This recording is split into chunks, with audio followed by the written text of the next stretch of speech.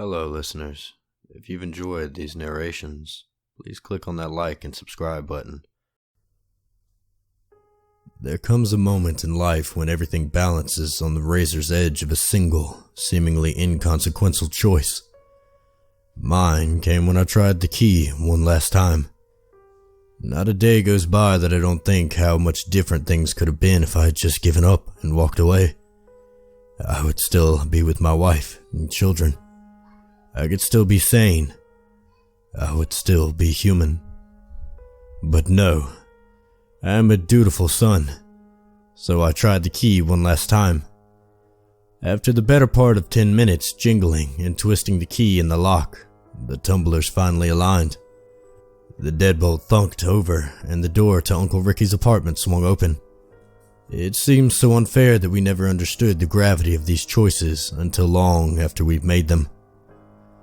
Uncle Ricky was my mom's younger brother and the undisputed black sheep of the family. He was something of a drifter, never staying any place or with anyone very long. I never really knew him all that well. Most of what I did know came from hushed conversations between my parents that I'd overheard as a child. Mom said he never got out of the trauma of losing his twin brother. My dad said he was just a bum.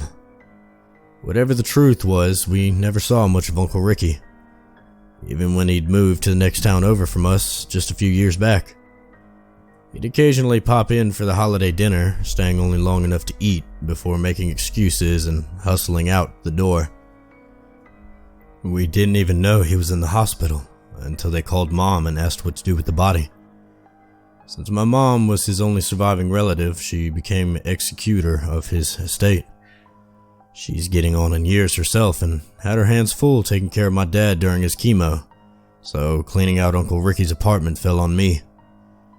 Everything had to be cleaned out and the key returned to the landlord before the weekend, otherwise he'd charge her another month's rent. With Dad being sick, the finances were pretty tight, and she asked me to handle it. "If you find a photo album, I'd like to have it," Mom had told me, sitting between Dad's hospital bed patting his hand. "But everything else can go to Goodwill. If you see anything you'd want, you can go right ahead and keep it. Oh, and call Pete. I'm sure Pete'll help you." Yeah, right.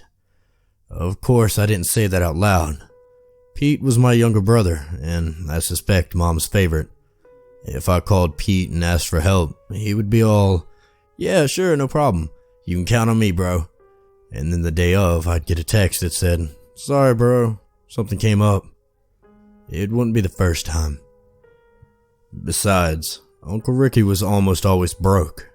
How much stuff could he have? I figured I would spend the afternoon, 3 or 4 hours tops, bagging up clothes and loading any decent piece of furniture into my truck for the trip to the secondhand store. Everything else could get tossed into the dumpster, and I'd be home in time to tuck the kids in bed. That optimistic illusion was shattered when I looked through the doorway. It turns out Uncle Ricky was a hoarder. Who knew? The apartment was a 2-bed tenant over a laundromat. And when I say 2-room, I don't mean 2-bedroom. It was on the square, one of the seedier sections of town. About half the shop at street level were either boarded up or had their windows soaped over. Most of the landlords had an agreement with the state to provide low-cost housing for parolees while they were still under supervision, which was convenient because the square was within walking distance to the courthouse, county jail, and the probation office. A narrow staircase beside the laundromat took me up to the dimly lit second-floor hallway. The floorboards were warped, paint flaking from the walls. I had passed 2 apartments with laminated notices taped on the doors, warning everyone that this was a registered sex offender living inside. At the end of the hallway was number 5, Uncle Ricky's place. Uncle Ricky was not a registered sex offender. Other than writing some bad checks and a couple of drunk, disorderly arrests, he had never been in any real trouble with the law. At least as far as I knew. This, apparently, was all he could afford. Just inside the door was a short entryway. To the right was a kitchenette, the sink overflowing with crusty dishes, the countertop littered with empty soap cans, potato chip bags, and jars of instant coffee. Whatever Uncle Ricky had been cooking a week ago, when he had started having chest pains, was still on the stove. Flies buzzed around the greasy pot. There was a pool of water on the floor under the refrigerator. Apparently the power was off and the freezer had defrosted.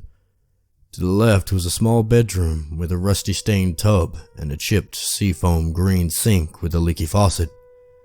Cartons of off-brand soap, toothpaste, and shampoo was stacked on every flat surface.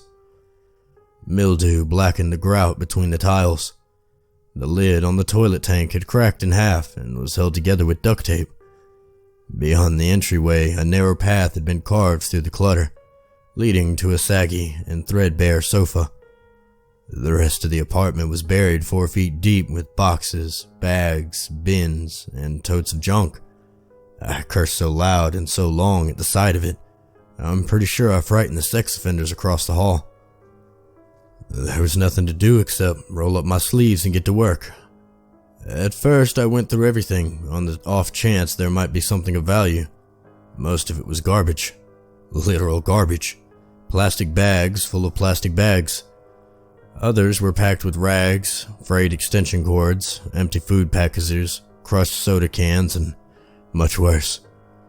I found bins of concert tees from bands that no one had ever seen of and stacks of stationery forms from motel chains that had been out of business since I was in junior high. There were boxes filled with VHS cassettes of 80s era's cartoons that would be a copyright lawyer's dream come true, if anyone had actually ever watched them. In one tote, I found 24 unopened blistered packets of Wander Lady action figures. Yes, that's how it was spelt. Wander Lady. From the look of things, Wander Lady got her superpowers after encountering a radioactive cosmetic surgeon. There was 8 bags of plastic ferns, totes filled with paperback books that had their covers torn off, a cardboard box of bright red teddy bears, each holding a heart with an obscene limerick embroidered on it, 4 rolls of foam upholstery backing, 6 Betamax decks, 2 Laserdisc players, a crate full of as seen on TV elastic headbands with cell phone holders, and a box of brittled veils in every color except white. By the time I finished with the front door, it was late and getting dark. With no power to the apartment, I had to use flashlight app on my phone. One of those headband holders actually came in handy. As I started on the back room, I wasn't as thorough as I had been earlier, keeping an eye out for a photo album Mom wanted. I just took a cursory glance into each bag and box before dragging it into a pile by the door. Tomorrow, I'd have to take a personal day from work, come back with the U-Haul and cart all this crap to the landfill. If I hurried, there was probably enough juice in my phone for me to get everything out of the bedroom. My phone was chirping its low battery warning when I found the closet. I had thought I was almost done. No telling what was hidden behind that door. The closet was empty, except for a wooden trunk though, shoved up against the back wall under a set of shelves. It was about the size of a footlocker and looked valuable. The wood obviously something exotic like teak or mahogany. It was polished to a luster. The hardware was a luminous brass, as were the 2 hands that encircled it. It had a worth of a couple $100, maybe even $1,000, if it was as old as it looked. That would help Mom and Dad a little with their hospital bills and seemed a good place to store a photo album. I pulled it out of the closet, hoping to end the day with a win. It was heavy. I really had to put my back into it, but I had managed to drag it clear and pop the catches just as my cell phone started chirping urgently. Mom's photo album was not in there. What I found instead were jars filled with yellow liquid and, well, pieces. Of what, I couldn't tell, but some of them looked like they belonged inside of a human. And that's when my phone died. "That is mine, thank you," said a voice behind me. I spun around, tripping over the trunk, and landed on my ass in the closet. Silhouetted by the streetlights filtering through the battered mini blinds was a figure, tall and gaunt. He seemed to be wearing a long coat and would look like an old-fashioned roller derby. Beyond that, I couldn't make out any details. "Who are you?" I stammered, What do you want? How'd you get in here? Just let's say I was an associate of your uncle's. I came to collect what rightfully belongs to me. His voice was low and full of menace, like the growl of a rabid animal.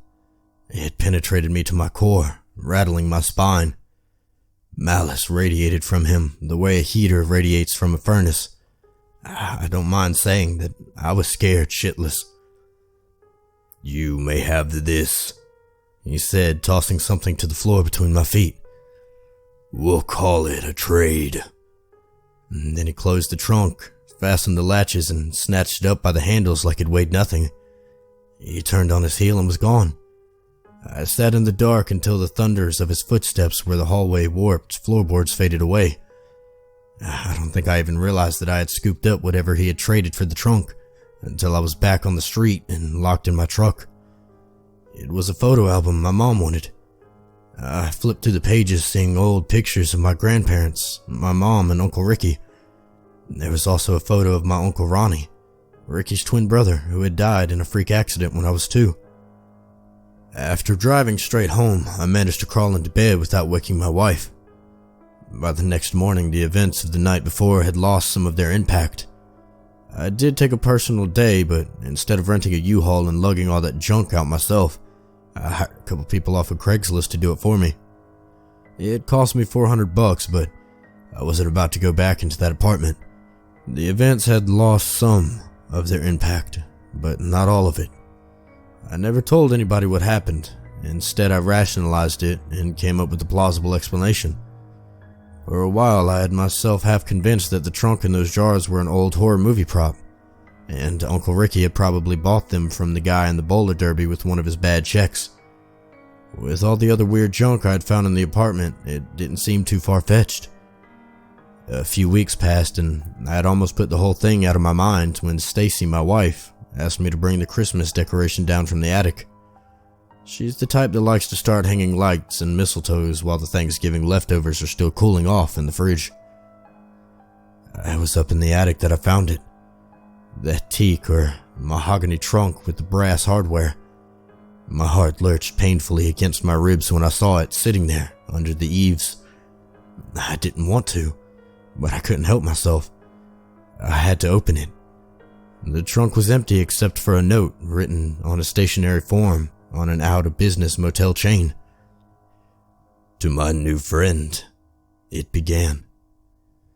This is my special trunk. You may have possession of it for a time, but don't make a mistake. It belongs to me. Take exceptionally good care of it. Soon, you will begin to experience some, shall we say, unique cravings. Indulge them. Resisting is pointless. I will see to it that you are able to pursue your newfound appetite without interference. In return, all I ask is that you set aside a few choice morsels for me. Place them in the jar and store the jars in this trunk. I will collect them periodically at my leisure. Now, I am not so naive as to think you will eagerly enter into this agreement. I expect you will attempt to find a way out. Others have tried. None have succeeded. I'm sure you will test the limits as well, but have a care.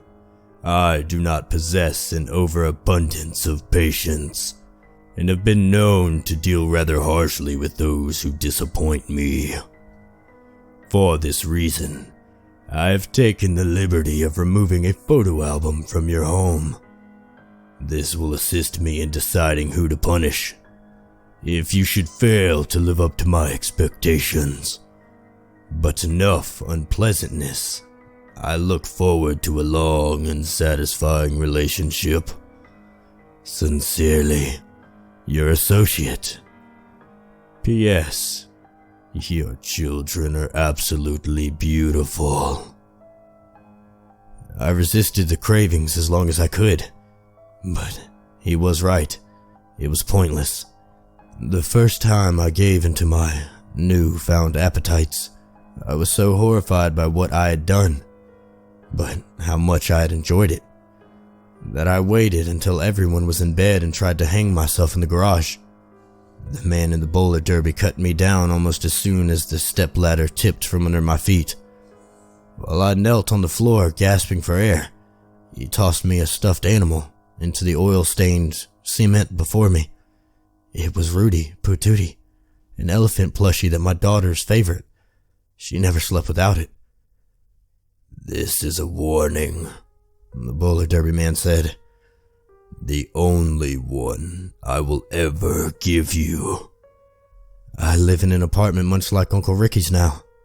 It is in a different town much further away, but I guess every place has some place like this.